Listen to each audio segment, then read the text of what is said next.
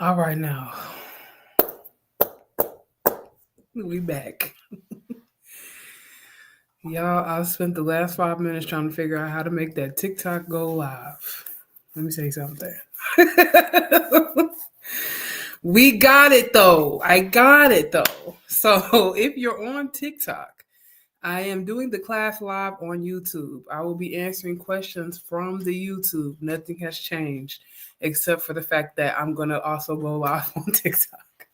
So I'm not saying I'm going to ignore you, but I won't be giving you the same amount of attention that the YouTube folks are getting because those are the students that are actually have bought books from HSPA and are taking this class. But especially since it all came from TikTok, once I was able to get it all updated, I was like, we gotta go live. We gotta go live on TikTok. Gotta go live on TikTok. All right, so I'm going to give the ladies a few minutes to get into the YouTube, make sure that everybody gets a little bit of time for the notification to go out that I'm live. Hi, Letitia. How are you? All right. And I think I'm going to turn on one more light. I'm going to be right back, y'all. And then today we're going to be off schedule, which is why I have the schedule up, because last week the last session, we talked about spending today going through a review of chapters 1-6, since a lot of people are just getting their books in the mail this week. So we want to slow it down a little bit. So we're going to do that. Head back over to that YT. Class is still on that YT. And the reason being is because when I do it from StreamYard, if you guys are on YouTube or Facebook and you're asking questions and you're interacting, I can actually pop that up on the screen for everybody to see. I don't know how to do that on TikTok yet. I'm sure there's a way because I see people with very dynamic lives, but this business is just me. So I don't have that skill set. If somebody else has that skill set, do feel free to share. But just me, I don't have it. Okay, that's all right. We're gonna get it cracking anyway. I'm gonna turn on one more light, and then we're gonna get started on our chapter review.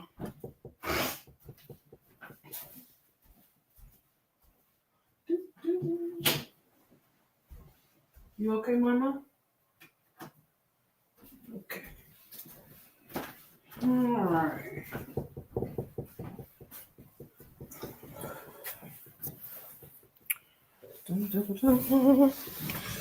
All right. Other benefit for my TikTokers, other benefit of going ahead and clicking that link in the bio and heading to the YouTube is that you will be able to see the notes that I'm putting up on the screen. Because like I said, I can't figure out how to show y'all to them, and I don't know how to show theirs to you. So my disclaimer. All right. I see 3. We usually have about 10 to 15 folks in here, so I'm a little hesitant to get started, but we're already 5 minutes behind? 10 minutes? We're pushing 10 minutes off schedule, so I'm gonna go ahead and get started. All right, so for my folks over on YouTube, who's here? I see 3, but only one person said hello. Hi. We're doing our second session this week. You guys won't see me again until Monday. We'll be back on schedule, if you will, as far as the chapters are concerned, if y'all feel comfortable to move forward. Because like I said, this is a free class. You guys are not paid students. So if we need to slow this down, we can slow this down. If y'all want to speed this up, we can speed this up. Y'all let me know. Hi, Kenya. Good evening, good evening. Now, look, friend, you're going to have to tell me what I call you because Demon ain't going to be it. Hi, friend. All right. So I'm Alessandra Nicholson. I am a certified registered central service technician, CRCST. I also have a CHL and a CIS. The CHL is certified healthcare leader. The CIS is certified instrument specialist. All 3 of those certifications are from HSPA, which is the certification exam you guys will be preparing to take. So HSPA is the Healthcare Sterile, how do you say it now? Sterile Process and Professional Association, I think. I could have said that all wrong. Because mind you, when I joined, it was ISHM, which was the International Association of Materials Management. Okay, it's not the same. All right. And I'm offering a free class to help people get prepared for the CRCST exam. It will be free all the way through April. After that, I will pull all my intellectual property back because, honey, this is a lot of labor, but it's really important to me. I'm not going to go into a whole spiel about why it's important because people that have been here from the beginning know what it is, and I don't want to interrupt their class too much, but just acknowledging that I'm live on TikTok for the first time. And before we get started, I just wanted to take a small moment, and I do mean a small moment, to address the Hillman Talk drama as a Hillman Talk professor. I'm seeing it on Facebook or on TikTok, and I'm gliding past it. I do not care. I do not care about the fictional staff. I do not care about the fictional admins. I don't even care about Jasmine and her mixer. Love Jasmine down bad, but I don't give a damn. Okay?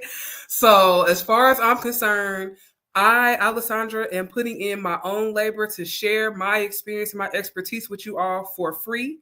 This is a class that if you go onto the HSPA website right now and you buy the online class that they have recommended to you, you all will be spending a minimum of $350 on top of buying your books. And that's just to get you ready for the exam. So at a minimum, you can consider me to be donating almost $500 worth of education to everybody that's showing up here. That, to me, is the spirit of what Hillman Talk was supposed to be.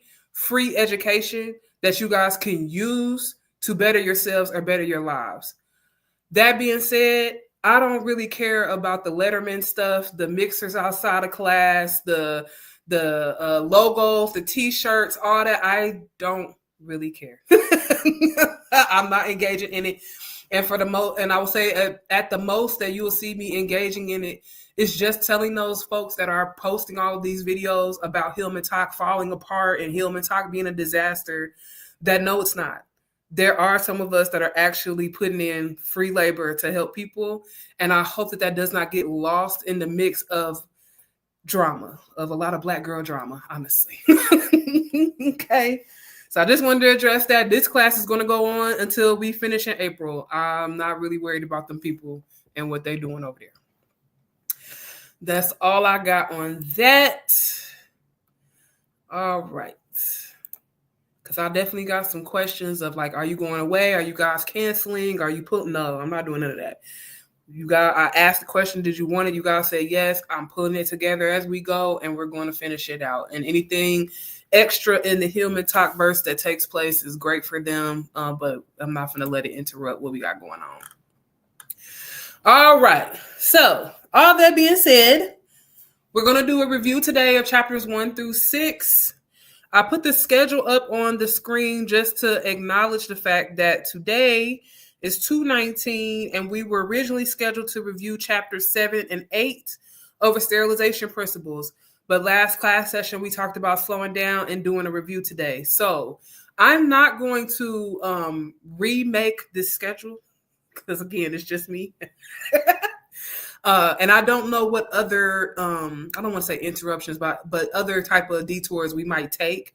So I'm just going to leave it as it is. It's kind of a loose guide to what we're going to be covering per week. I'm also going to leave it there to give you guys a guide for the reading because I really do hope that everybody that has purchased books is reading as they go. Otherwise, this information will get very overwhelming. And I do want to be honest. I can tell when you're not asking me questions about things that are not on my notes that you might not be reading. Okay. And that's fine. This is your free class. But you won't pass that test by just reading my notes. You have to read that book. Okay. Have to read that book. All right. So I'm going to take that down. And then one more thing I wanted to go over before we get into class today. If you're actually following the class, you should have gone to my website and downloaded the certification guidelines from HSPA. The reason why I had you guys download those is because I don't want you to be confused about what this class is offering. When you finish taking my class, when you finish taking any sterile processing class, that only gives you completion for that class. That does not certify you, okay? There are 2 things that you have to do in order to become officially certified via HSPA. One is that you have to take this exam and pass it. So that's going to be with Prometrics through HSPA. You have to take this exam and pass it. And that's going to give you what they call a provisional certification. The second step that you have to complete, and you can complete this step before, during, or after testing, is you have to complete 400 hands-on hours at a facility. HSPA outlines for you what that has to be. It's so many hours of cleaning, sterilization, disinfection, sterile storage, so on and so the like. Once you turn in that you have completed those 400 hours and you have your passing test score, that is what then certifies you for 1 full year with a certification.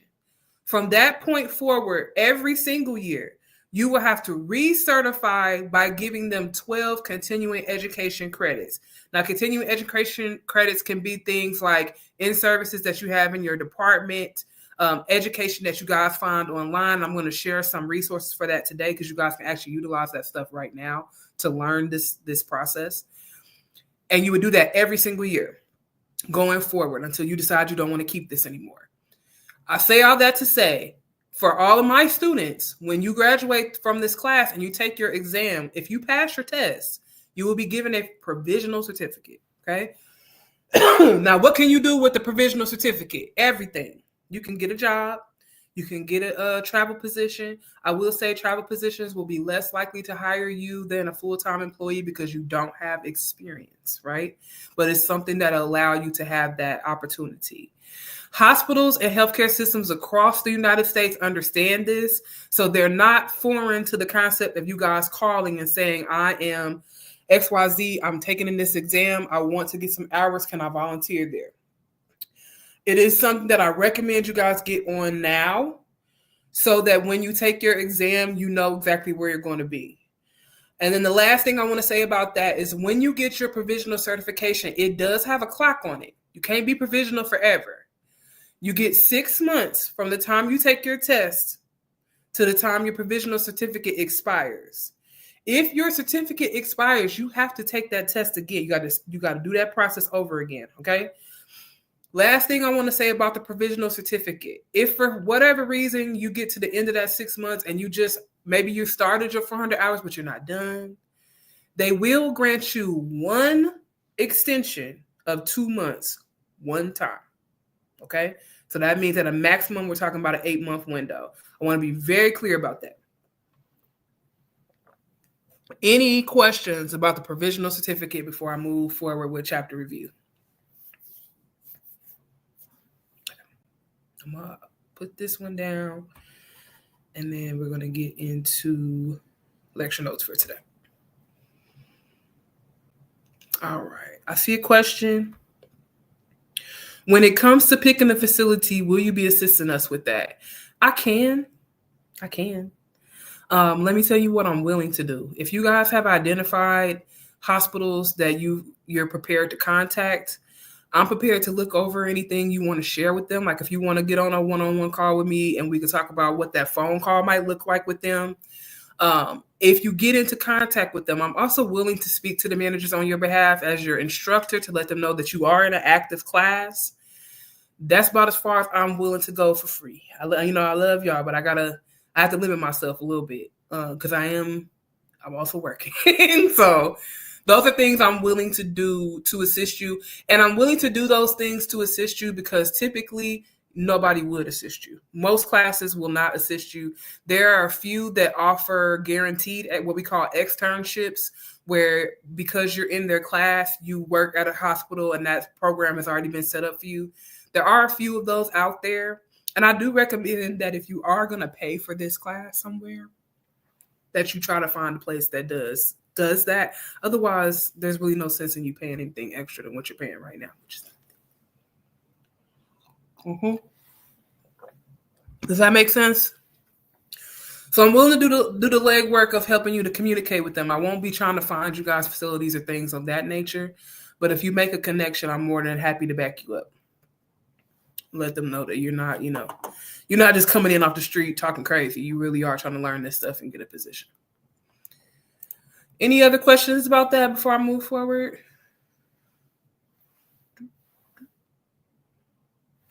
All right. If I see one, go, just pop it up on the screen. That makes sense? Okay. Cool. And if there are other ways that I can assist you guys, don't hesitate to ask. I'm just trying not to overextend myself, if that makes sense. All right, so chapter 1 for our 8th edition, you guys should be in the 9th edition, but remembering that I have the old school book. So for 8th edition, chapter 1 provides a review of the sterile processing department and our workflows. So that was our chapter that's over the introduction to sterile processing. As I go through these chapters, my ladies that are taking this class, if you have specific questions for these chapters already, drop them in the chat. Because as I get to the chapter, I'll just address it, okay? All right. So chapter 1, the review that I put up here for you guys, I focused on key terms. I want to remind you to be making those flashcards, okay? So some of the key terms that were in chapter 1 were the Central Service Department. You guys will also hear me call it Sterile Processing Department, or SPD. But in our book, it is CS, Central Service. And Central Service is the department responsible for cleaning, decontaminating, assembling, sterilizing, storing, and distributing medical instruments and equipment. Decontamination was the process of removing bioburden and other contaminants from instruments. And remind me, guys, in the chat, can you sterilize something that has not been decontaminated? Is that possible? And if you guys are on TikTok, if you have questions, head to the YouTube and I'll see them, okay? Otherwise, it's going to be really hard for me to just FYI, see some more people coming in. Can you sterilize something you don't decontaminate? No. Thank you, Brianne. You cannot do that. There is an order. There is a process. All right. So decontamination is that process of removing bioburden and other contaminants from the instrument. Then we have the Sterile Processing Department. It's the same thing as a Central Service Department. It's the section of the hospital that handles instrument sterilization. Every single hospital. Thank you on the chat. See y'all up on TikTok. Thank you. No, you cannot do that. Every single hospital that performs any type of surgical procedure has a sterile processing department. I say that because I want you guys to understand that your job security is strong with this position. Because not only does every place that's performing surgery have a sterile processing department that's a hospital, but that also includes offsite surgical centers. So when you guys are rolling by and you see that Ortho Institute, there's a tech in there somewhere cleaning surgical instruments. When you drive by and you see that Institute for colonoscopes, there's a sterile processing tech in there, hopefully with a CER that is cleaning those colonoscopes, okay? Point of use cleaning. This is the process of removing gross contaminants from instruments immediately after use. So point of use cleaning is something that's going to take place typically by the bedside. That is the cleaning that is first done as soon as the instrument is done being used. It could be something as simple as a scrub tech wiping an instrument down and then putting it into the case cart to send to you guys in decontam. It's not clean by any means. It's not got a reduced bioburden to 0, right?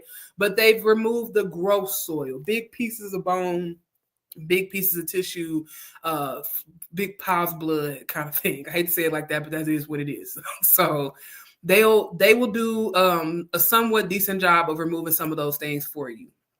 That's point of use cleaning. Hey, how you doing? Welcome in. I see y'all trickling in. All right. Workflow principles. Workflow principles are the movement of instruments from soiled areas to clean areas to sterile areas. So we've talked about this a few times, right? That life cycle of a tray. That tray never goes from a dirty room to a clean room without actually being clean, right? So I don't take my dirty instruments that the scrub tech has prepared for me and take them to the sterilization area or the prep and pack area. They go to decontam. And from decontam, they go to prep and pack. And from prep and pack to sterilization. Never backwards from the perspective of being soiled. So workflow principles dictate that we move in a certain direction with a dirty instrument. And then the last note I have up here for vocabulary that I really wanted you guys to pay attention to is the integrated delivery networks. Now, the integrated delivery networks are systems of healthcare facilities that are under a parent organization that standardize procedures across multiple locations. That's a lot of fancy words for saying a hospital system will have multiple hospitals within its system, and it will create policies that it expects for each facility to follow. A parent hospital. So you can think about, you guys tell me what's close to you. What are your hospital systems? I've worked for Kaiser Permanente, which is a very huge national hospital system. I've also worked for university systems where it might be, like University of California, where all across the state, each one of them has hospitals within their systems. What's near y'all? I know Deaconess, there's CHI, a bunch of them will come to my mind. So any of those would be considered Methodist hospitals, right? So Methodist would be the name of the overall facility, but it's got multiple hospitals within its system. That is an integrated delivery network. Integrated delivery networks become important for you to understand within central service because one of those workflow principles, because if you've got multiple facilities within your network, you may share instrumentation across campuses, right? So I might have ortho set 1, 2, and 3, but you guys over on TikTok at the other hospital have ortho sets 4, 5, and 6. And my doctor over here wants to use 4, 5, and 6 today out of the blue. What do? I call my TikTok friends and I say, I need you guys to transfer me some instruments over here because he needs 4, 5, and 6. I only got 1, 2, 3. That's the way those things flow. The Memorial and Hanneman. Are you in Massachusetts? Or is that somebody else's Memorial and Hanneman? I worked at UMass for a while. Cooper and Jefferson. So y'all know what I'm talking about. Baylor, I see it, right? So any of your women's hospitals, your children's, they all come in systems. Okay. So real quick, I'm just going to flip through the rest of chapter 1 and see if there's anything else that stands out to me. It really is just an introduction.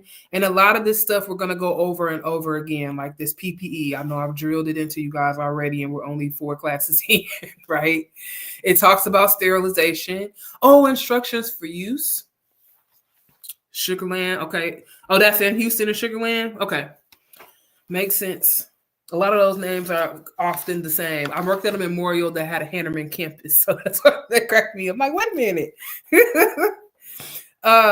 Instructions for use is another term in chapter 1 for you guys to pay attention to. And instructions for use provide the information that is coming from the device manufacturer to tell you how to clean, sterilize, check it for workability, store it, all that fun stuff. So you can consider it like, when you get a prescription from Walgreens or from CVS, and it has that sheet in the box that tells you what the medication is, what it's made out of, when to use it, when not to use it, what to eat with it, what not to eat with it, what to do if you feel like X, Y, and Z. That's an example of an instruction for use, an IFU. So every single surgical instrument that you come across and every single piece of equipment in our field comes with one of those. So you guys have to become familiar with reading them and paying attention to what it is that they offer. Now that's pretty much the nuts and bolts for chapter 1 that I feel like we haven't kind of drilled, because that process of a tray we definitely have gone over quite a bit. And the rest of this will come up in later chapters. All right, so I'm going to move on to chapter 2, unless you guys have any questions on chapter 1.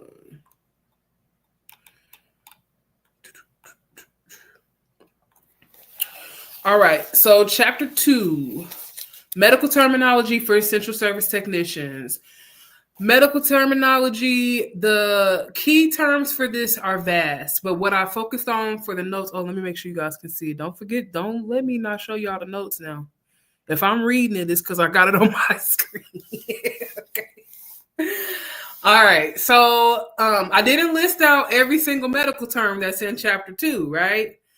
Because it's quite a many body parts and procedures, but I did highlight the basic information that I need you to capture, and that I hope that you're putting on flashcards. I'm gonna just keep saying it. So the medical terminology chapter taught us how to build a medical term, and we build it with a prefix, a root, and a suffix. You're also going to use a connecting vowel. Usually it's like an O kind of thing going on, right? So can anybody give me an example of a prefix in the chat?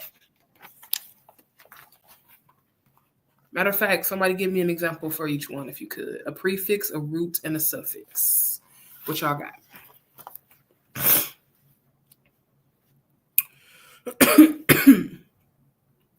So your prefix word element is going to come before the root.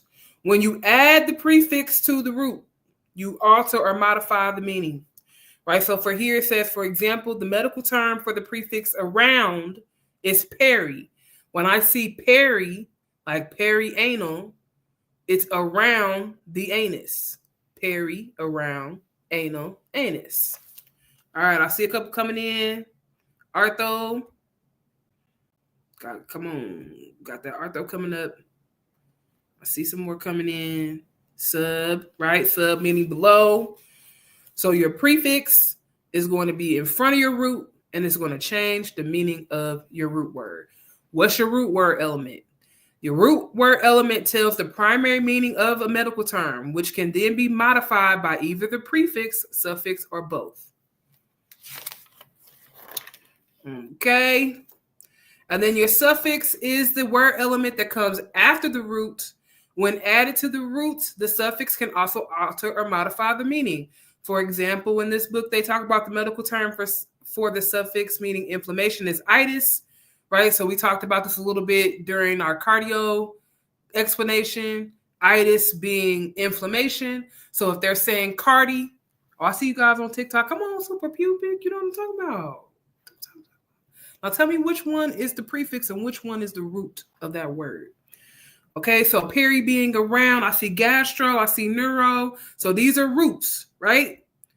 These are terms that explain belly, heart, systems, right? If I add on things like hemi or sub or ortho, I'm going to be changing the meaning of that root word altogether. You guys got this.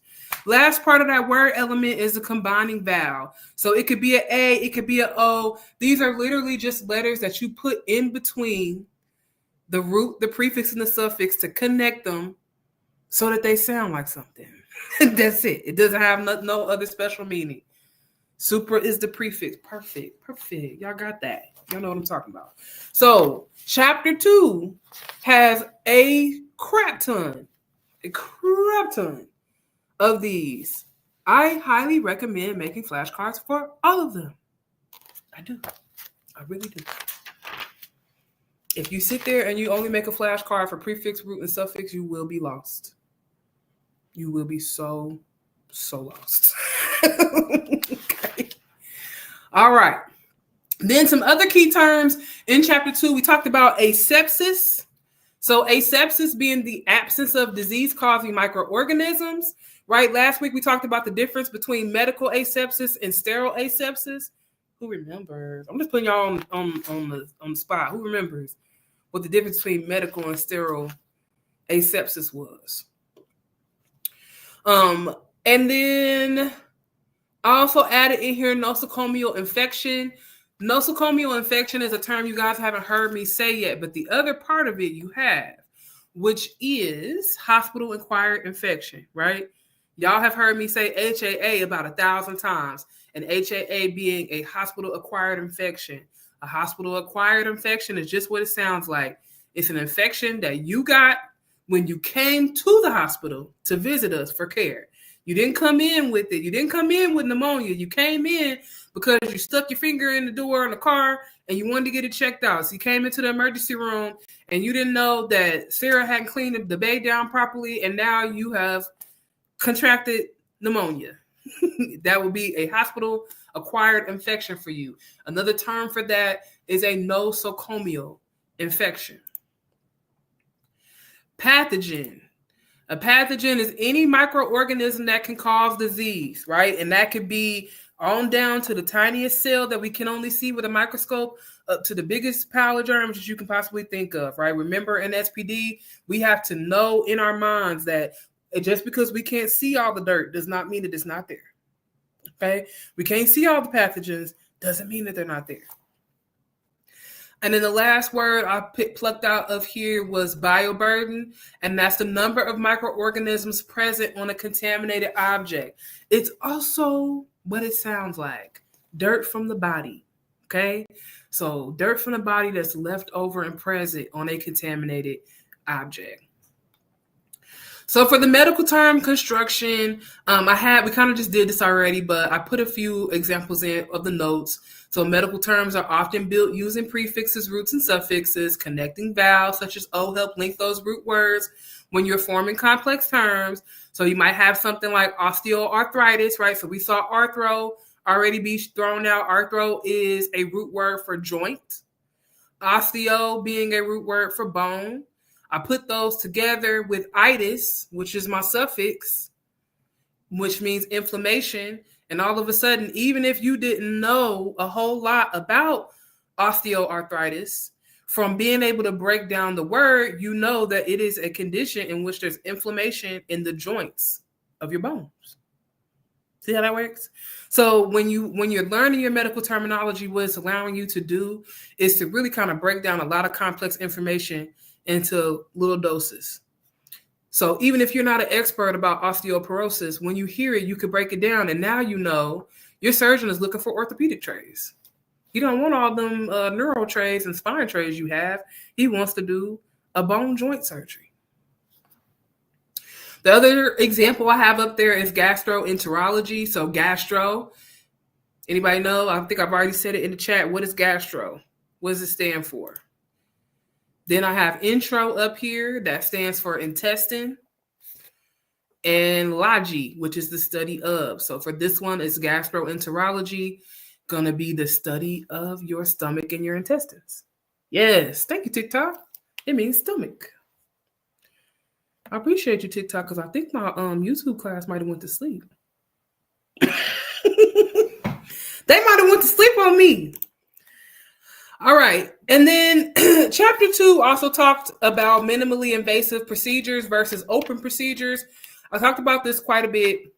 Minimally invasive procedures, I gave you guys the example of having, this is almost identical, but again, don't forget, you guys, Google is your friend, because we're not in a hospital, so I don't have no surgical instruments to show you. But minimally invasive instruments, you can think of them like this pen. They are going to be small. They're going to be cannulated, meaning that there's a hole where this pen goes through, right? There's a hole in here. I put the pen cartridge in, and that's how this thing works. So with those instruments, they're going to use a cannula similar to this size, and they're going to stick a tiny surgical instrument into it. That's going to go into a tiny hole in your body, and they're going to use the tip of that instrument that's being held by mechanisms up here, computer systems up here, that allow them to do surgery at a much smaller window than if they had to crack open my chest, hold me open with retractors, and use big surgical instruments and tools to cut me up and sew me up, right? So it's minimally invasive because we're taking that open window and we're closing it down to something where maybe we're doing 1 or 2 inch slits into the body and not, right? So that is a difference between minimally invasive surgery versus an open procedure. All right. Any questions on that?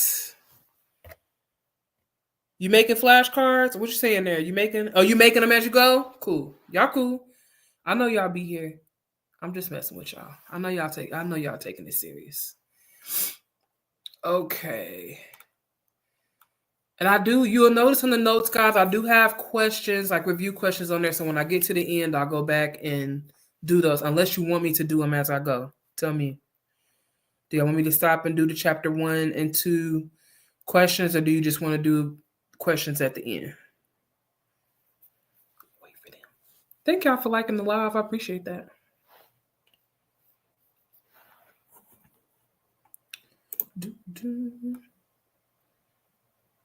No questions. All right. Chapter 3.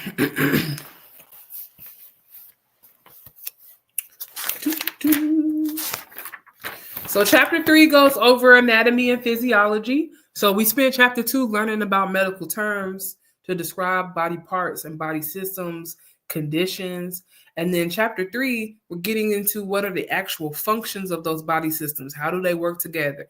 Chapter 3 is assuming that y'all don't know nothing about how the body works. Okay, so it might be a redundant review for you, or it might be new information. I don't know. But what I do know is you have to have it.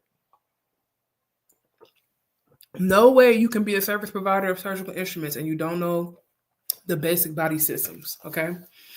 So anatomy and physiology for chapter 3, I just did a high-level review of the systems.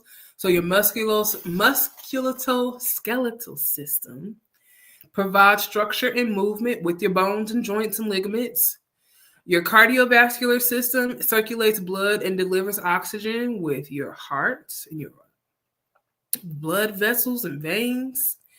Your respiratory system manages your oxygen exchange with your lungs. Your integumentary system, I know I said that wrong. I know I did. It includes your skin, hair, and nails. And something important to remember about this system, it is actually the largest body system that you have. Okay. And then endoscopes are going to be those flexible and rigid instruments we use to examine the inside of the body. So you guys remember when we talked about minimally invasive procedures, when we make those little bitty slits into the body, we didn't open you up, right? So the doctor does not have any visual of what is going on in there. How do they see? They utilize scopes and cameras. So right alongside you making a slit for that surgical instrument, you will have another one for the scope or the camera that's going to go inside to give the surgeon a visual of the body cavity and then be able to use those instruments on the other side, right? So endoscopes are very, very integral to minimally invasive procedures. Flip through, like I said, I'm just doing a high level review. I'm not going like detail for detail. One, because we kind of already did that, and two, because you guys are not asking me questions about this stuff. So I'm assuming that you're okay.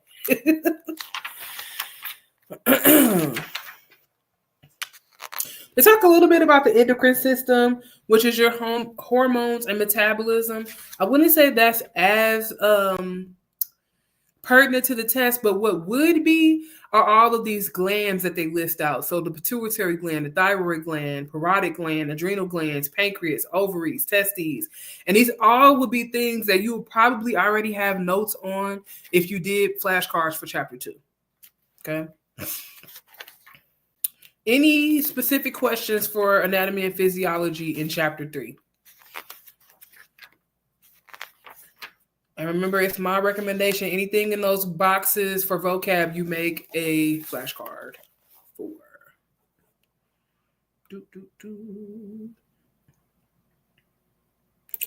Okay, the only other notes I have for you then for chapter 3 is on the structure of a cell. Hopefully, this is just me reminding you guys of things you already know. But structure of a cell includes the nucleus, which controls the cell function. You have mitochondria, which produces energy for the cell. Cytoplasm, which is a gel-like fluid housing the organelles inside of a cell. And then the membrane itself, which protects and regulates the transport of things in and out of the cell. Right? So like when we're talking about our respiratory system doing oxygen exchange, that's essentially talking about this cellular experience of being able to pass oxygen back and forth across the cell membrane and travel that through your blood all through your body so that every cell in your body has oxygen supplied to it. All right, so just a real basic overview of anatomy and physiology. Into questions. All right, chapter 4. Okay, no questions. Chapter 4, microbiology. Sorry, y'all, my nose is like itchy and I have eczema, so like I apologize. Chapter 4 is over the microbiology for central service technicians. So this is an extension of your anatomy and physiology. We just got done talking about cells. So now we're getting into that microbiology aspect.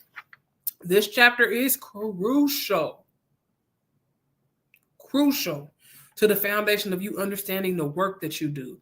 Because I know I'm going to talk about like gross stuff like body fluids, pieces of bone, pieces of organs, things of that nature. But almost everything that you guys clean, at the base of it all, we're talking about bugs and pathogens you cannot see. We're talking about microbiology. So microbiology is the study of microorganisms the scientific study of the nature, life, and action of those microorganisms. Now, why would I want to know about the nature, the life, and the action of a microorganism? The reason why I want to know those things is because my job as a central service technician is to clean them and eliminate them. The best way to kill something is to understand its weaknesses. If you don't know how it works, how it protects itself, it's going to just make it harder for you to do your job, right? So like we talked last week about prions being pathogens that are very hard to kill. They're very resistant to detergents, things of that nature. If you don't know that information, then you might just think, oh, I can just wipe this down with bleach and it's good to go. And it's not. Okay, so that's why it's important for you guys to get a good basis on this microbiology chapter. Talk a lot about contamination, which is the state of things being soiled by the contact of infectious organisms or material. In your job, you're going to assume that everything that you touch is contaminated because you don't know what that patient had.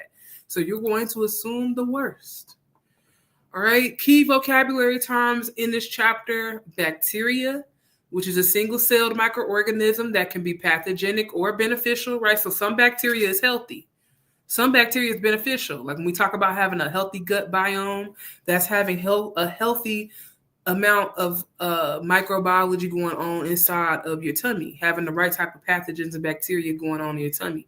Some of it helps. Some of it is pathogenic, being that it can cause infection and make us sick. Then we talked about viruses. Viruses are infectious agents that require a host to replicate. Why is that important to know? Because I don't want to become a mode of transport. You guys remember us talking about that in our infection prevention chapter. I don't want to take a virus and transfer it to someone else, and now that person becomes a host, and now that virus is now growing more virus and making that person sick and becoming transmittable. We talked about fungi, which are organisms such as molds and yeast that can cause infections. Prions, which were those abnormal proteins that can cause neurodegenerative diseases. I don't think I talked about what type of diseases it can cause last week, but prions are proteins that can cause, you can kind of think of like MS-like disease in people. And the reason why I keep bringing it up for you guys is that they're very difficult to clean. They have a specific protocol that you will use to clean them. So make sure you're checking on that reading for chapter 4. And then sterilization says the complete elimination of all microorganisms. And I know I asked y'all once already in this class. I'm going to ask it to you again because you won't believe how many times in my 16 years I done had to argue with a PhD or RN or another sterile processing tech when they want to try to put something in the sterilizer that didn't go to decontam first. Can you sterilize something that is not clean? You guys told me earlier the answer is no. And the reason why the answer is no is because there is no sterilant that has been invented yet that will go underneath your bioburden and kill your pathogens.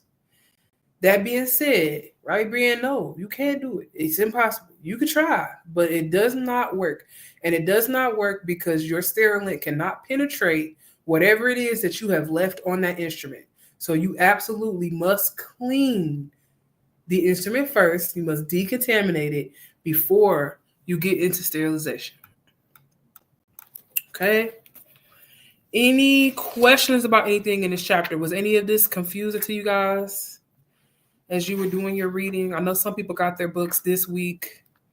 So hopefully us taking a little break gives you guys some time to catch up on the reading.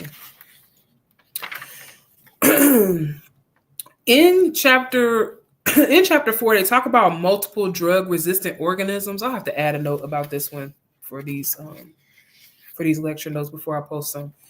Multiple drug-resistant organisms are going to be pathogens that are drug-resistant, meaning these are infections like staph or MRSA that a patient can contract, and once they have it, they just got it. We don't have any antibiotics that will kill it anymore that would be a whole other class for me to tell you why. But those are things you guys want to also think about when it comes to your PPE. It's another reason why I tell you got to have that personal protective equipment on because you don't want to contract one of these. And it's very simple to do so. Okay.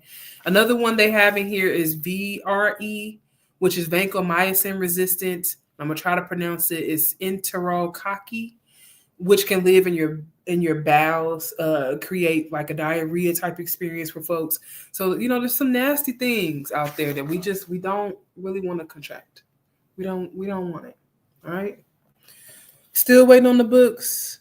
I just have the HSPA books. Which HSPA books you have? You have the 8th edition, or are you saying you're waiting on the 9th edition? Do we know what the difference between class 1, class 3, class 2, and class 3 devices on the test? Yes. I can't say specifically that it's on the test, but I would highly recommend knowing the difference between class 1, class 2, and class 3.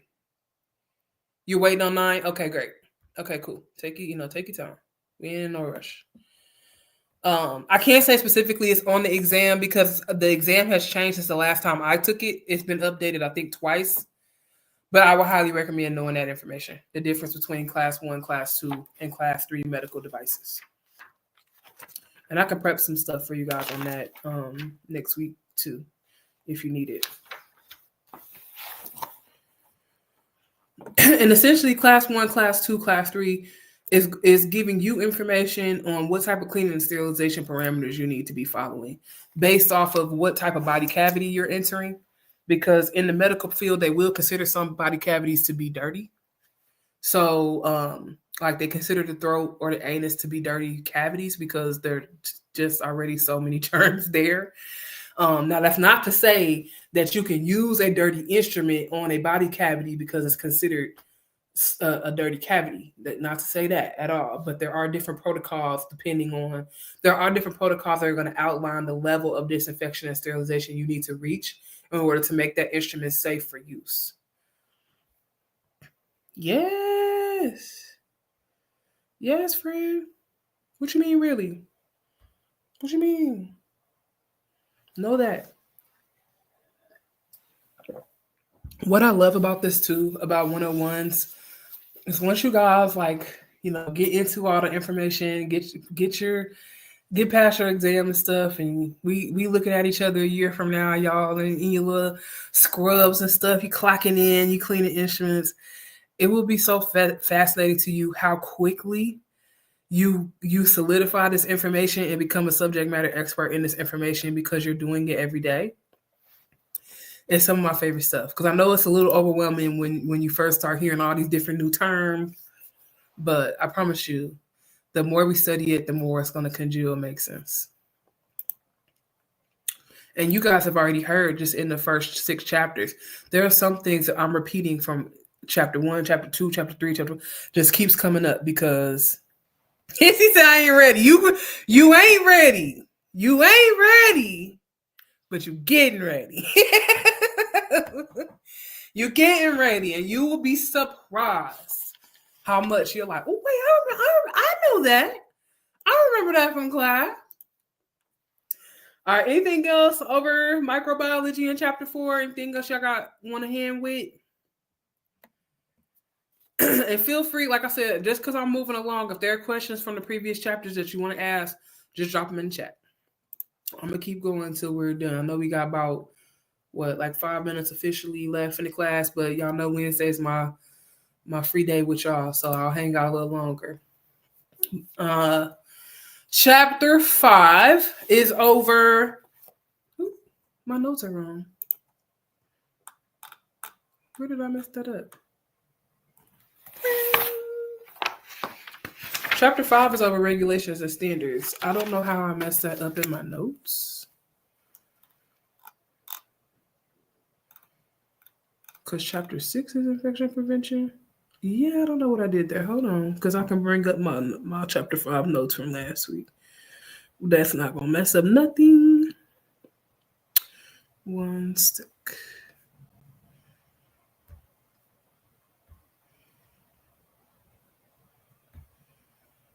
All right. I'm going to pop this one down and pop up 5 and 6 because I messed that up.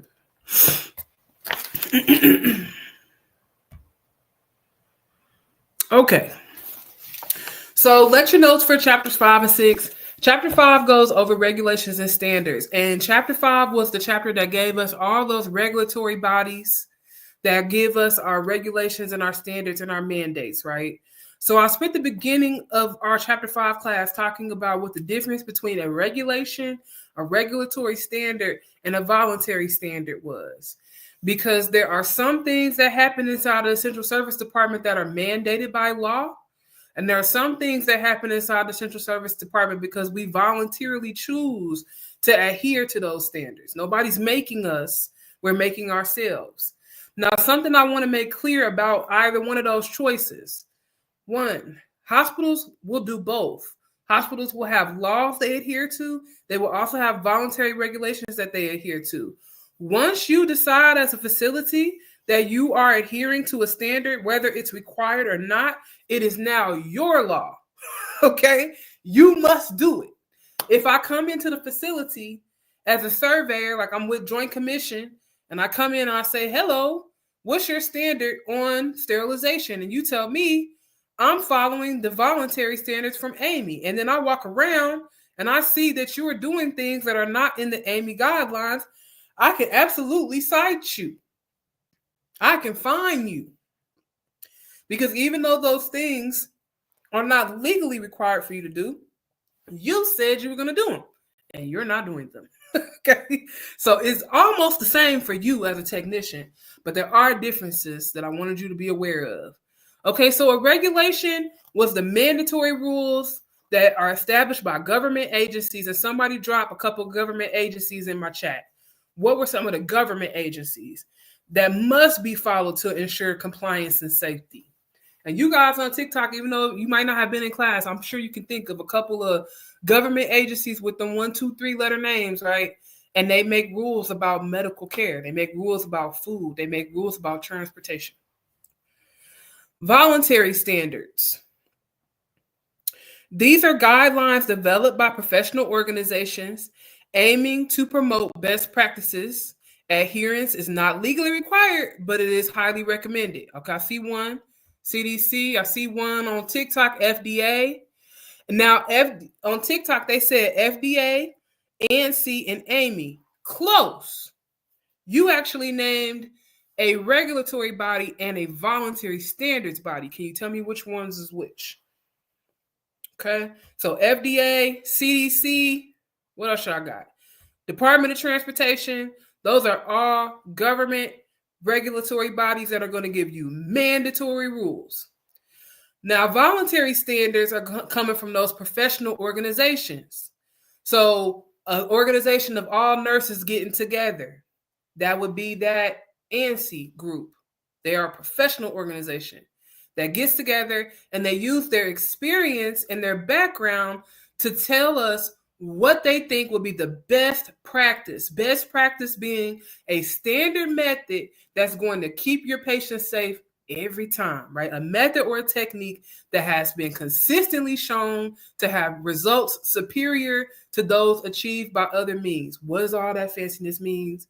It means you and I both do dancing, but I studied it. I went to school for this. I studied the science, the biomechanics, and I know that if we twerk like this, okay, we can make our hips and our pelvises better. But if we do it like that, we can throw our spine out of alignment. Now I have a best practice, just to make it, but now I have a best practice to teach through my professional organization to tell people that this is the best way to do that thing, right? So Amy, American Association for Medical, I think it's American Association for Medical. What's the last one for you guys? I could flip through the book and find it, but it's not coming to my mind. Then there's also ANSI. I see somebody dropped ARN. The ARN professional group is for Association of Operating Room Nurses. I remember that one on top of my head. Right. So all these are professional organizations that aren't making laws, but they are producing standards. And it would look good for me as a facility to adopt them and say, I follow ARN standards. I follow Amy standards. I follow ANSI standards. And it's not uncommon for you to find all of them in your policies and procedures. Okay. So it's not like one or the other, like, oh, we only do what IDOT tells. No. You do what IDOT tells you to do. You do what FDA tells you to do. You do what CDC tells you to do. And you're doing what some of these multiple professional organizations are telling you to do. The last note I'll have on there is about regulatory standards. So these are standards that are enforced by regulatory bodies that your organization is legally obligated to follow. So a lot of times you will hear me say Joint Commission.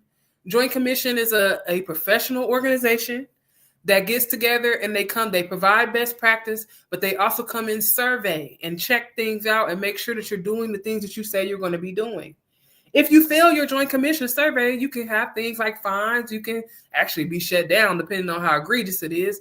And you can also have your funding withheld from things like Medicare and Medicaid, which are actually legal bodies, right? So even the legal bodies sometimes use professional standard organizations to help them enforce their work of keeping patients safe. The goal of standards are to create safe practices within the work setting for the patients and the employees, right? So another government agency I didn't see named was OSHA. OSHA makes rules to help keep the patients and the employees safe in the hospital. Then I'm gonna skip past there because we went through and we talked about each one of the key regulatory agencies, right? So we went through notes for USDA with the FDA and what information they're looking for from us. We also talked about their MedWatch program, which is a voluntary program where you guys can report if you have instrumentation that's malfunctioning or if you have equipment that's malfunctioning. We talked about EPA and their regulation of our chemical waste, which could be, us emitting gases into the air with ETO or us pouring detergents down the drain in decontam, hi friend. Right, so EPA is there to make sure that we don't harm the environment with our use of the chemicals that we need in order to kill all these different pathogens.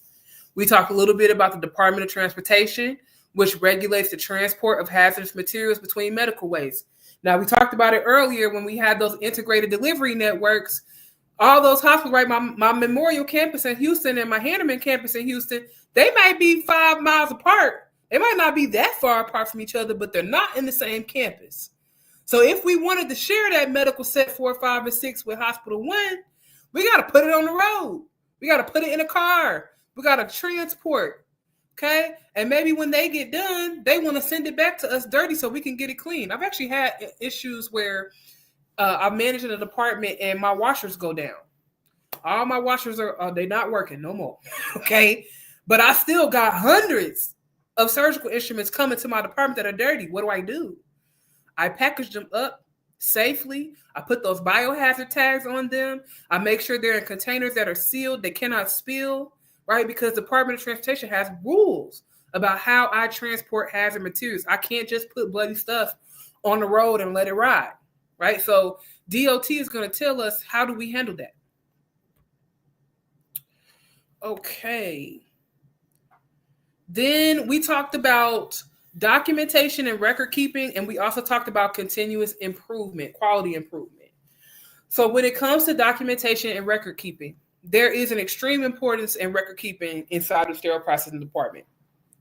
You would be shocked how much stuff we write down, okay? In almost any type of time that you guys are cleaning, processing, sterilizing, or storing surgical instruments, there's going to be some level of documentation that comes along with that. Now, you could be in a hospital system that is still doing things by paper, where everything is on a checklist and you have to fill one out for each case card, or you're doing documentation for your temperatures in all of your areas or your airflows in all of your areas.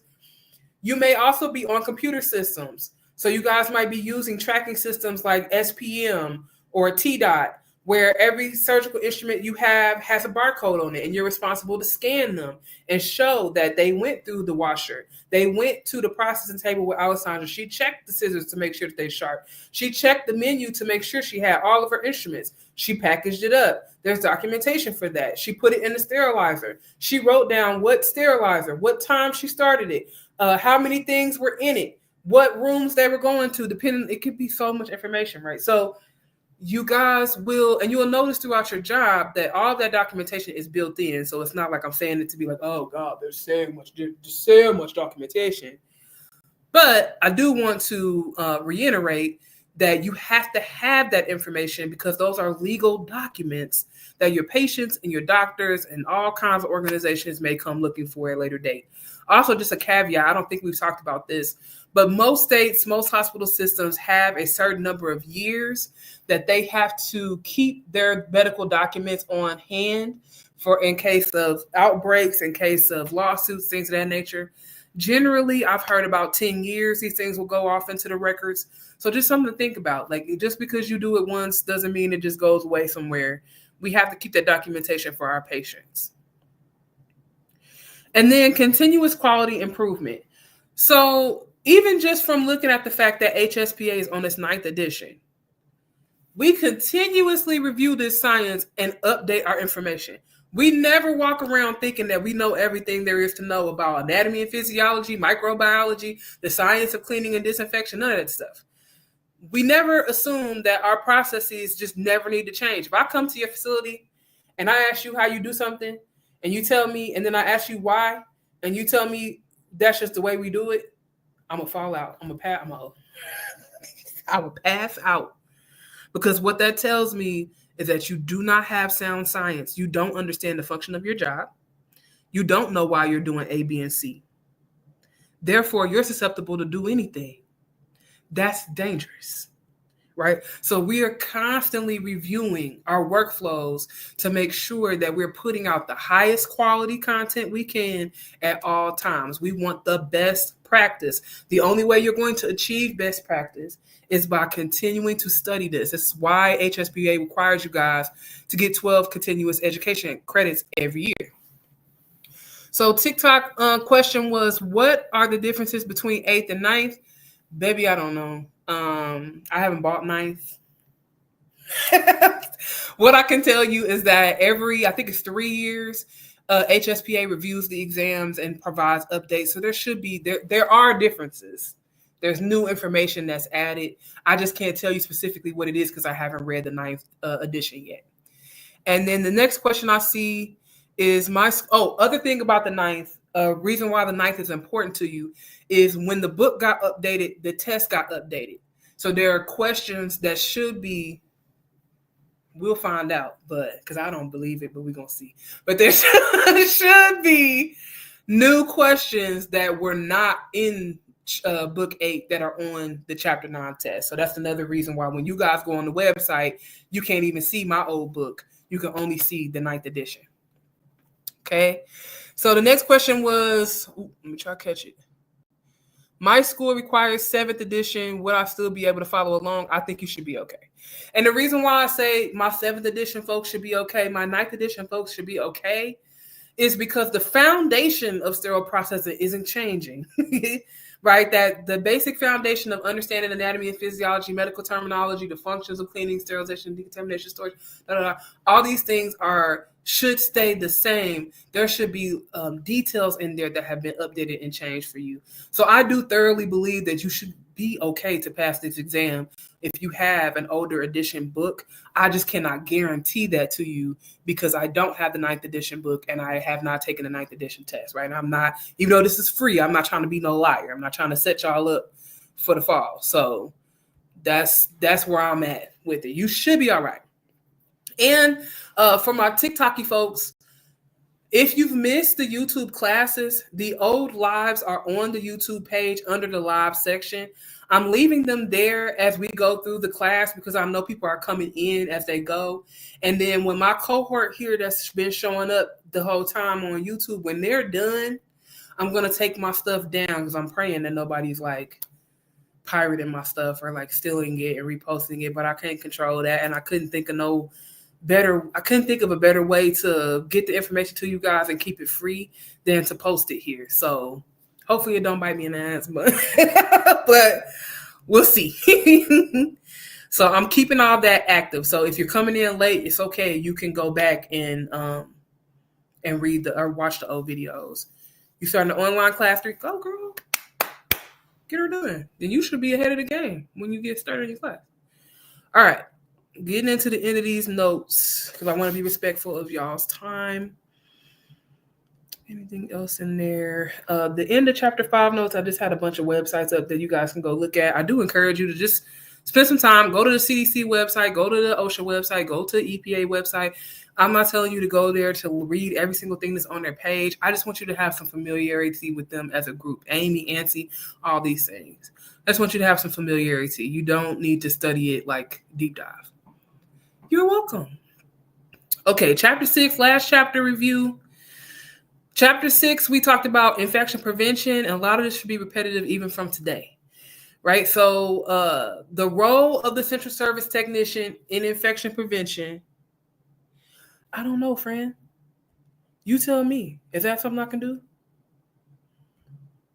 I don't know.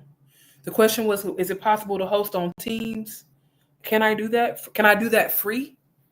Would be the question. Or would I have to buy some type of special Microsoft Pass to be able to have this many people on a call? I know Zoom is like that too, right? Like there's only so many people I can have, but we're not like huge. I think that the biggest I've seen this class be is about 20 people. Y'all tell me. I don't know. Y'all are seeing the extent of my high-tech ability right now. So if it is something we can do, then I would like to. Because like I said, I don't want to assume people would do that, but you never know. You never know. I appreciate it. I do appreciate it. Okay. So the role of the central service technician in infection prevention, you guys are there as interrupters. You're receiving bioburden. You're there to interrupt the chain of contamination. So in my notes, I put that central service technicians are responsible for ensuring that medical instruments and devices are thoroughly decontaminated, disinfected, and sterilized to prevent healthcare-associated infections. Another term for that being nosocomial infection that we learned today. Key responsibilities. Your main job is to properly decontaminate instruments before disinfection and sterilization, and we do have chapters on that, so we will get into the do's and don'ts of decontamination and sterilization. And you're there to ensure the safe handling and storage of medical equipment. So I can clean it and I can sterilize it and I can make it safe for a patient to use. But if I hand it over to you and you compromise the package, let's say you drop it on the floor and now it's got a hole in the wrap, or you put it in a storage room that's too hot, it's not in the right parameters, it's not enough airflows going on in here. Now my package is compromised. Now I'm growing pathogens inside the pack that's supposed to be sterile, that's supposed to be bug-free. The reason why you want to make sure that you're maintaining those standards properly is so that you can guarantee to your surgeon or to your patient the highest possible quality. Because you guys aren't doing testing, right? You're not testing that instrument to see does it have bugs on it. You're following a process to clean and sterilize it and maintaining those parameters in the hopes of saying, to the best of my knowledge, this thing is clean and safe to use because I follow these proper protocols. We talked about HAIs extensively, so I'm not going to go over that again because I feel like I'm slapping you in the face with it. I did not see somebody drop in my chat earlier what the difference between medical asepsis and surgical asepsis is. So I'm going to read those out again. So medical asepsis is what we call clean technique. These are procedures that are performed to reduce the number of microorganisms to minimize their spread. That's going to be mechanical things that you do, like washing your hands, wearing your PPE, wiping down your surfaces. That's called clean technique. Procedures that you do to reduce the number of microorganisms that can spread all over the place. Versus what we call surgical asepsis, which is our sterile technique. These are procedures to eliminate the presence of all microorganisms and or prevent the introduction of microorganisms to that area. So that's going to be things like actually sterilizing equipment, putting it into a high level or a high temp steam sterilizer, or putting it into a disinfectant bath that it stays in for some time and it kills all the bugs on it. Those are going to be considered your sterile technique or your surgical asepsis. Now, just listening to the difference between medical and surgical asepsis, another way I want you guys to think about this is when you're in a patient room. Like, let's say I'm in the hospital, not in the surgery department, but up on the floor somewhere. And I have a boil on my hand, and they're going to come and they're going to lance it. In my room, they're going to be using the clean technique. There's going to be some sterile aspects to that. Like they might put some betadine on there, right? They're going to have sterile surgical instruments. They're going to open up the pack with the blade in it. All of that is sterile technique. But you being outside of that operating room, you are absolutely in a medical asepsis experience, right? You are not in some clean surgical suite. You are up on the floors, right? So that's something I would consider clean, not necessarily surgical asepsis. All right. We talked about hand hygiene. If you're following my class, then one of the requirements is you guys have to go and study what the CDC or the World Health Organization hand hygiene protocol is and make a video of yourself performing it and turn that in. If you don't want to post it on social media, that's fine. Just send it to my Gmail. I don't care. It doesn't have to be live. Y'all don't have to make a hashtag if you don't want to. I just want to see that you know how to wash your hands. Why? Because I worked in this field for 16 years. I quite literally have been paid over $100K a year to watch grown people wash their hands. I'm going to tell you something. They're not good at it. They're not good at it at all. I remember one time I was doing a competency with some employees, which is where you have to watch them do something and then sign them off that they followed all the right steps, right? So we were doing hand hygiene. And the young lady came to the sink and she started doing her hand hygiene, getting under those nail beds, right? Doing the thumb. She was going. Somebody just posted their video and said, I sang happy birthday 2 times, right? Because by the time you get done really following the protocol, you done sang happy birthday quite a bit.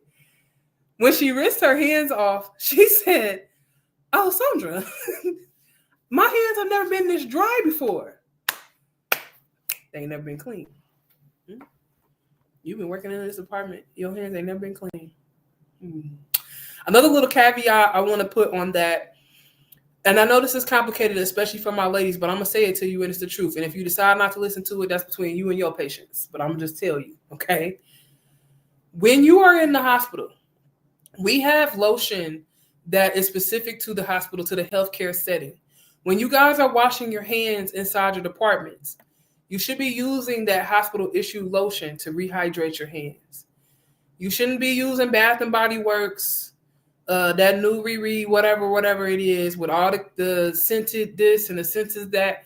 No. One being, everything you guys touch is a surgical instrument. It's going directly into the pack to be sterilized. I would not want that stuff on my instruments. You wouldn't either. The second reason why is because of the barriers that it creates. You can begin to harbor bacteria. So you want to wash your hands with a hospital-issued soap and then hydrate with a hospital-issued lotion. You heard it here. Nobody else will probably ever say that to you, just like probably nobody else will tell you not to wear them acrylic nails in the department, even though it is against the standards. Nobody else is going to tell you, but I'm going to tell you because you're harboring bacteria that's going to hurt your patients. You don't want to listen to me? That's okay. I'm not your manager. Okay. You would not like me if I was. All right. So a couple other key guidelines in here. Like I said, we talked about PPE, so I'm not going to go crazy on it. Hand hygienes and gowns are physical ways that you guys can interrupt infection. We talk about standard precautions, which the standard precaution definition is a set of infection control practices that apply to all patients, regardless of their infection status, to prevent transmission of infections. What does all that mean? It's protocols that we put in place to make sure that you're not transferring diseases from one patient to the other, regardless if that patient is sick or not, right? So things like hand hygiene. How many of you guys have ever watched your providers when they come into your room, they on the alcohol before they sit down to talk to you? That's an example of standard precautions. And if they don't do them, you tell them I told you. Tell them I told you, do that hand hygiene before they sit down and talk to you. But those are examples of that. Use of your PPE, safe handling of disposal of sharps, right? We talked about that sharps container last week. Or Monday. I keep saying last week, but Monday. Another way that we can interrupt the chain of infection is with environmental design. So I explained on Monday that the reason why the sterile processing department has so many separate rooms is because we're using the environmental design of the department to keep germs on one side and not the other. So we have a decontamination room so that all the soil things go to the decontamination room to get clean, and they don't come out of there until they're clean. I don't bring them to sterile storage. I don't bring them to sterilization. I don't bring them to pep and pack until they're clean. So that's an example of an environmental control meant to limit cross-contamination. Another environmental control is proper ventilation and airflow in your sterile processing departments. So y'all heard me talk about earlier, I might have documentation on making sure that I have proper airflow in my department, because I want to be pulling that air out of the department, filtering it through HEPA filters, and pushing in clean air into the room that has all the bugs in it. Then the next part I have on here is principles of asepsis. I'm not going to go through this heavily. I'm just going to name off the 5 principles. But remember, asepsis being the practice of preventing contamination, right? Cleaning, moving all the germs and pathogens out the way. So we have sterilization, which is the complete destruction of all the microorganisms, all the pathogens. Disinfection, the removal or the destruction of those pathogens. Cleanliness, which is maintaining a clean environment to prevent the spread of pathogens. Isolation, keeping contaminated items away from the sterile area. And personal hygiene, which is hand washing and the use of PPE. So y'all can already hear me. I kept telling y'all a lot of this stuff is just going to be me repeating the same thing, but in a different chapter, because it was talking to you about it in a different way. One thing I do want to highlight here is the difference between disinfection and cleanliness. Disinfection is the removal and the destruction of most pathogens that's going to typically require some type of chemical, a detergent, type of soap, some type of sterilant that's getting put onto that instrument. Cleaning is me wiping that stuff down, okay, to prevent the spread of pathogens. Me wiping it down and wiping it off with some soap is not the same as me going back over that surface with some bleach. That's disinfection. Does that make sense? It's 2 different things. And you got to be doing both. You got to be cleaning it. You got to be disinfecting it. Okay, and then at the end of these notes, I just had a bunch of websites for you guys. Like I said, spend some time looking at CDC, OSHA, FDA, that kind of stuff, just to familiarize yourselves with it. I don't think that there's like test-related information that you're going to find there per se, but just familiarize yourself. Things like the Joint Commission, they usually do have sections specifically for sterile processing. And then I don't know that I got it up here. Do I have it up here? No, that's the notes I messed up. That's a provisional. I do have so many slides I got to get updated to the website for you guys. So I do apologize for being behind on that. I did put together today a couple of free websites you guys can go to in order to, is it on this one? Oh Lord, what do I do? In order for you to be able to just kind of test yourselves on this information, I'm going to find it. I don't know what I did with it, but I did make it. It is here. What did I do? It's not on the quiz notes.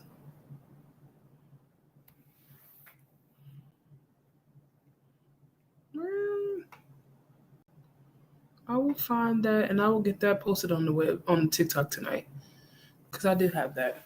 I know one of them was just sending you guys back to my HSPA.org. So that's that same website that you ordered your books from. There are different educational materials that are there to help familiarize you with sterile processing. Another one I put up there was Steris. Here, I can type it into the chat. Steris.com and healthmark.com. Hold on, let me make sure I got the healthmark right. The website right. Yes, hmmark.com. So these 2 that I'm throwing into the chat, these are websites that you guys can go to and build accounts at, where they have that continuing education for sterile processing techs. Some of it might go over your head a little bit because you guys are new to this material, but it's free material that you can use to learn about the processes. And what I really like about it for y'all, especially, is it's going to have pictures and images, videos of the things that I'm talking about, what sterilizers look like, what washers look like, what some of these surgical instruments look like. So you can make accounts on those websites and just peruse some of that material. Again, it's not organized for you like you're taking the test. Make sure the sterilist one is right too. It's not organized for you as a brand new person that don't know anything about sterile processing. It's meant for sterile processing professionals. But that being said, it is an opportunity for you to take a look at free information regarding sterile processing. It's also a place where you're going to see some more up-to-date information on things like decontamination, scope reprocessing, because these are companies that work in the industry that produce education around that stuff. Okay. So that is there for you if you so choose to look at it. All right. We've been at it for an hour and 20 minutes. I'm happy to hang out a little bit longer, but I don't want to hold y'all. If anybody needs to go, that's all I have for review of chapters 1 through 6. If you guys have more questions, I'm happy to hang out. Otherwise, for next Monday, I'm going to resume the schedule, which is going to be chapter 7 and chapter 8.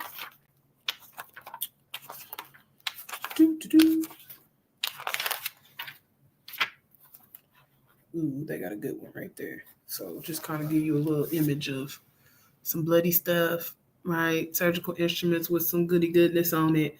That's how it's going to look when it comes to your decontam room. Okay? It might have all that left over for you. And that's what you guys are learning about cleaning. Because it most definitely shouldn't look like that when it leaves you. Woo-wee. So chapter 7 is over decontamination, point of use cleaning, and transport. So we'll be looking at what it takes to what it looks like to receive instruments from the OR. I'm going to have to bust out some of my pictures for you guys. But everything comes in those big metal case carts or those red biohazard bins, right? Remember I said if it's got blood or tissue on it, it's got to have that biohazard sticker on it to let everybody know what's up. And then chapter 8, we're going to get into the details of cleaning and disinfection.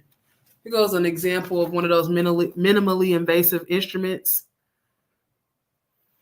Y'all kind of see that? So we're going to talk about the actual process of cleaning surgical instruments, which is pretty involved stuff.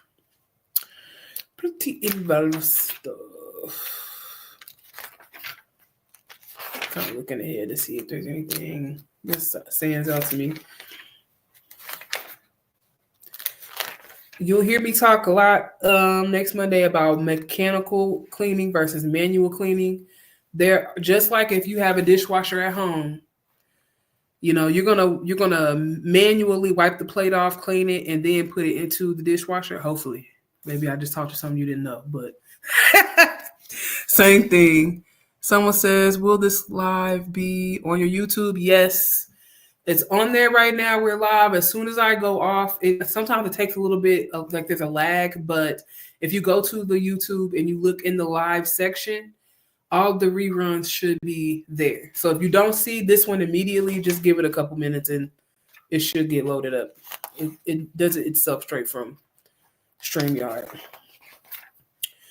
All right, Brienne said, thank you for the information. You're welcome for the information. If there's anything else I can help you guys with, do let me know. Otherwise, like I said, I'm going to resume to chapter 7 and 8 for Monday. And I'll probably pop up some of these review questions that we didn't do tonight, just to make sure that the information is sinking in. And I think that's it. If you guys have other suggestions of how to secure my stuff, do let me know. Otherwise, like I said, I'm just gonna keep it open until we're done because I want to make sure that you guys have access to everything. Um, I'll end with where I began. I know there's some drama going on with Hillman Talk, but I do want you to know that as an instructor, I'm not really listening to the noise. I'm not getting involved in the drama. I'm not pulling out. I'm not closing my class. I'm not doing any of that wild stuff. Them girls can have all the drama that they want, arguing about Letterman jackets and mixers, whatever else they talking about. I don't care. I just wanted to utilize this opportunity to bring you guys some free information and hopefully get you prepared for the certification exam. And it helps my business too. The Candray Institute is something that I started on my own in 2018 after I lost one of my supervisors, Juan Candray, to pancreatic cancer. He was one of the strongest sterile processing technicians I've ever worked with. He had moral and ethics that I just wish I could just clone him and have thousands of him all over the place. And so when I thought about what I could do to honor his life and his legacy and what he gave to me as a manager in that department, it was to create this business, teaching this class from this perspective and making sure that I'm drilling into you guys how important this science is, how impactful you are to your patients and those that you serve. And so it's a new business. Like I've got my LLC filed and all that good stuff. I actually just got accepted into a business accelerator program. So while I'm teaching you guys, I'm actually going to be taking another class. And y'all know from Monday nights, I'm already taking a food manager certificate class. So I'm doing everything that I can to build it up on my own. So I really do. I just want to say that I really do appreciate you guys being here and actually being engaged in this information. Fran said, congratulations. Thank you. I'm excited. It's a really cool program. It's through my city and our small business development center. It's meant to help you take your business and expand it, get it more legitimized and all that fun stuff. And I've already had a couple workforce development folks reach out about potentially having me teach classes for them too. So, it's a blessing to be a blessing. That's what I say. All right. Thank you, ladies. Anybody need anything else from me before I clock out? Like I said, I have the free time tonight to hang out, but I'm not holding y'all. So if you got questions or you want to talk about something, we can. Otherwise, I think tonight, I made chicken and dumplings last night, guys. I think tonight I'm going to watch a movie. I don't let myself play nearly enough, but I got snowed in from I got 2 part-time jobs right now. I got snowed in from one of them today. So it was a lovely, lovely evening for me. Thank you. Somebody said, I want to be a CIS 2027. We're going to do it. We can do it. Absolutely. So for those that are not familiar, CIS is a certified instrument specialist. You can do it. Once you get that CRCST and you get on the floor, you start studying for that CIS.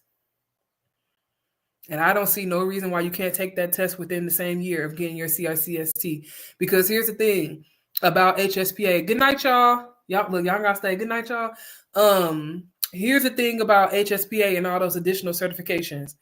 Once you pass the CRCST information is going to be on all of those exams. So you're going to be learning additional stuff, but your foundational information is on all those exams. So I highly recommend once you guys get certified with your CRCST, make it a plan that within the next 6 months to a year, knock them down. Just knock them down.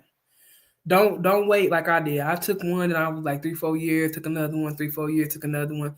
Just knock them down because that CRCST information is going to be fresh on your mind and you won't be restudying and relearning all this extra information. So yes, get that. And the lovely thing about those certifications, good night. The lovely thing about those additional certifications, yes, Latoya, I'm behind on the notes. But the notes are coming. Y'all haven't seen them because I'm behind. But I will get them out to you. Because I wanted to remove my lecture notes before I post it to your emails. But that stuff is coming. So if you haven't DM'd me your email, do that. And the only reason why y'all haven't seen nothing is because I ain't sent nothing yet. Okay? Last thing I'm going to say about them HSPA certifications, The good thing about them is that once you have them, one or more, every time you get another one, it just sets you apart in the hiring process. If Even though these are kind of, in my opinion, easy tests to take once you get your CRCST, not a lot of people get additional certifications. Not nearly as many as that could. So get them because it will set you apart. And from a career trajectory standpoint, that's how you start making money fast. Because once you get your CRCST, everybody like from travel companies want to see at least a year of experience. Hospitals want to see at least a year's experience. Some travel companies want to see at least 3 years of experience. But somewhere between that year and 3 year mark, you can start moving up. You can start becoming some, more. I won't say something else like CRCST is a bad thing to say, a tech or whatever. But you can become an educator. You can become a transporter. You can become an OR liaison. You can become a travel tech. And the more certifications you have, the faster you get them, the more it diversifies you. They'll be more willing to hire you because they think you know more because you do, because you took them tests, than somebody that has a whole lot more experience than you because they didn't. Okay, so it's an easy play. So what I'll say. All right, she said, I want them all. Girl, get them all like what they say, Pokemon, gotta catch them all. Get them all. Set yourself apart. I know I keep saying one more thing, but I'm chatting, I guess. Here's where you can go with the different ones. So CRCST is the foundational. You got to have it to get a job in the sterile process department, period. That allows you to be a technician. It also allows you to move up the tech ladder. So sometimes you'll hear them say tech 1, tech 2, tech 3. Some places even have tech 4, and that's based on years of experience. You get that with that CRCST. When you add the CIS, faster. If you want to become a supervisor, a lead tech, a manager, certified healthcare leader, get it. Because then when you have your years of experience, you're getting into those positions faster.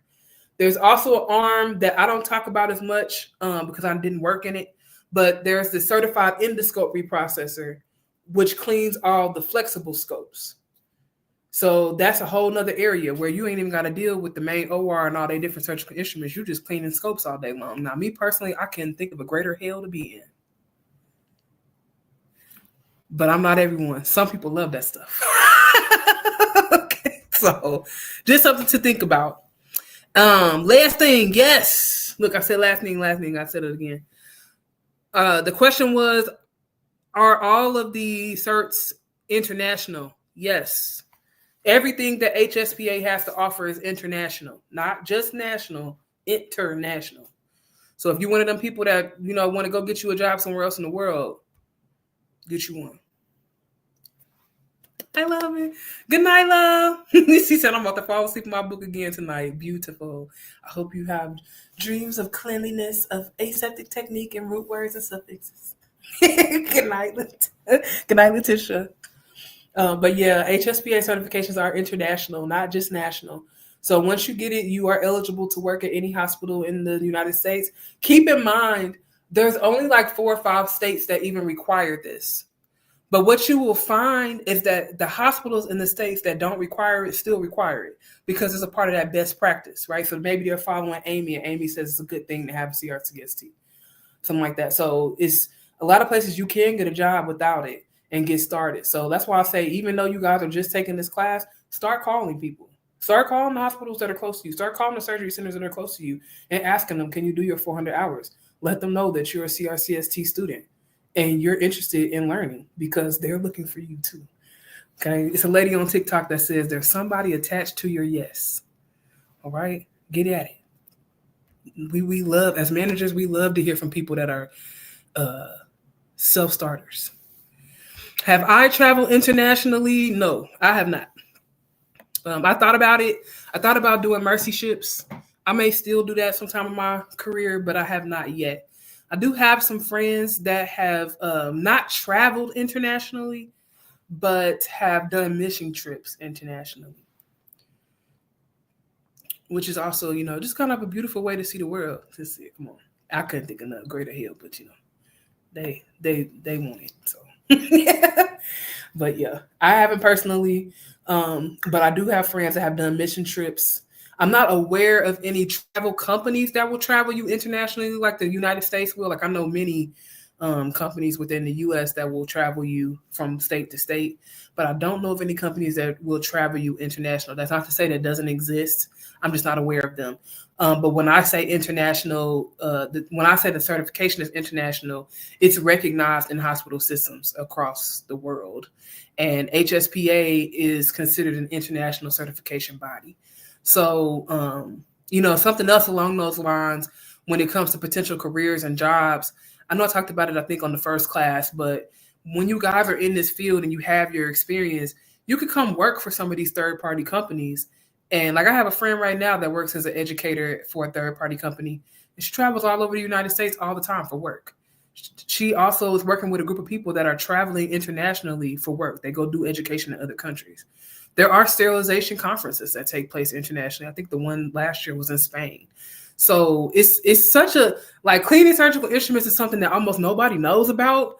But when you get into it, it can take you far. Me personally, from the United States perspective, I grew up in poverty. Having my CRCST was the only way that I was able to move to California because my company paid for my housing. All I had to do was get me there. And they reimbursed me for my travel. They paid for my housing. And so that's what allowed me to move from my small town out to the big city to even have an opportunity to get the jobs that I got. Because I sat there and I did my 13 weeks as a travel tech, and the nurse was like, "You are really good. We need a supervisor. You want to be one?" And I was like, "Oh, yes, I do." Now, honestly, first I told her no because I thought that place was crazy. But then that lady came to me one day and she told me how much them people made. I didn't know. She only had to whisper $89,000 in my ear one time. I said, "Sign me up. Sign me up." Yes, France, Spain. Yes. It was in Barcelona the year before that. It was in Spain last year. I don't know where they're going this year, but I'm sure somewhere else international. And yeah, you can. It's possible. And then when I did media with sterile processing, that took us, like, I went to rooftop parties in Vegas. We was hanging out in Houston. We went everywhere. So it can take you as far as you want it to. Is there a particular department or the hospital I should speak to when asking about my 400? Yes. So thank you for asking that. If you're calling a hospital directly, what you're going to do is you're going to call the hospital. When you get that operator line, typically you're going to press 0 to get to the operator. You're going to ask for the sterile processing department. They're going to connect you to the sterile processing department. You're going to get a sterile tech on the phone, most likely, that says, "Hello, I'm Alexandra's SPD. How can I help you?" You're going to say to them, "My name is," what's your name? Shanice. "My name is Shanice. I'm a sterile processing student. I'm looking to complete my internship. I wanted to speak to a manager." And most likely they'll tell you, "Yes, friend, rooftop." Like, look, bring it up in a second. I'm going to tell you about it. And you're going to ask to speak to the manager. Most likely they will not connect you right away because we're managers. We're busy. Don't take that as a loss. Give them your contact information. Let them know you want to connect with that person. You can also potentially ask for their contact information. Like, if there's an email that I can send, if there's a phone number I can reach them at directly. Okay, so you're fishing for information. Let them give it to you. Once you get connected to that sterile processing manager, you're saying the same thing over again. "Hi, my name is Shanice. I'm taking a sterile processing class. I need to secure 400 hands-on hours. Is there any way I can complete that with your facility?" They might tell you that you have to be a volunteer and that you have to go through the volunteer department. Do that. They might tell you, "No, we don't take students." Say, "Thank you. I appreciate the time. I am going to be looking for jobs in the area soon, so I hope that I can reconnect with you." And move on to the next one. Okay? Move on to the next one. So definitely anytime that you're approaching the hospital, keep it professional, keep it short, keep it sweet. We got things to do. We do not got all day to be talking to you. Okay? Keep it short, keep it sweet. Get that contact information, get out. Does that help? Let me know if you run into problems with it. That's the way I got my first job. And let me tell you something. The people made fun of me bad when I finally got the job. After I got through the interview process and I got hired, but they made fun of me bad. They said, "You called here every day." I said, and I did. Yeah, look at me now. I did. And look at me now. So Fran said rooftop. Yes, Fran. Yes. How did I end up on the rooftop in Vegas? Let me tell you how. Because sterile processing has professional organizations. So just like we learned about AME and ANC and ARN, HSPA in and of itself is a professional organization. They have a membership. So some of the technicians that once they get certified, they pay $10 a year to be a member. Some don't, but a lot of people do. You have benefits from being a member. One of them being you get discounted tickets for the conference. Every year, HSPA hosts a annual conference for the industry where all the instrument manufacturers, sterilizer makers, technicians, managers, educators, water quality specialists, air quality specialists, transportation specialists, everybody gets together in a room to talk to each other and learn about SPD and to sell each other new and cool things. They do it at different what they call them, hotels across the country. Also within HSPA has by state. Each state has its own version of the professional organizations. Your state may even have multiple ones. Like sometimes in California, there was one up north, one down south. I know for Illinois, there's two. There's one up north and one down south. Yes, Fran, membership. So when those individual little conferences take place, they also are doing it at hotels. So one year, the California Central Association had a conference in Vegas at Planet Hollywood. And I was there as a podcaster because I've lived many lives of sterile processing tech. If y'all go to YouTube and y'all search for sterile processing the process, you'll find me yapping on old podcast episodes about SPD. At that time, we would travel to conferences to provide coverage so that folks like you who might not be able to get out there could still meet, talk to industry leaders, see what was going on at these conferences and get the information. Because we were doing that, a person that had a rooftop cabana called us up and said, hey, you guys want to come do some interviews up here? And we said, don't we? And so we did. We came up there and hung out with them, got a little bit of content, and spent the rest of the night kicking it at a couple rooftop parties in Vegas. So it was a freaking ton of fun.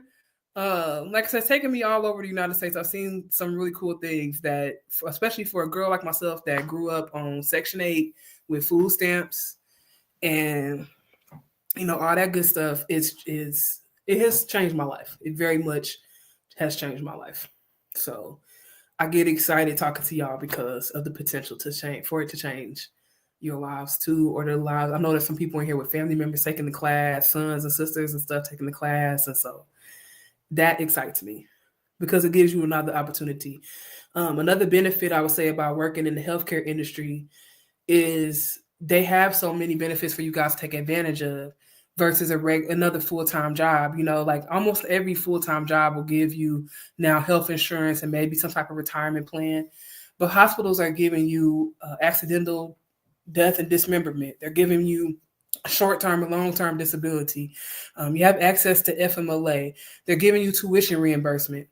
So if you guys want to go on to get associate's degrees or bachelor's degrees or other certificates, tuition reimbursement will help you pay for that stuff. Some hospitals even have programs where they will pay for your bachelor's degree completely, as long as you are signing on to say you're going to stay there for 2 years or 3 years or whatever it is. Nothing in the world ain't always free, but they have these things set up for you. So it makes it easier for you to step into the next part of your life.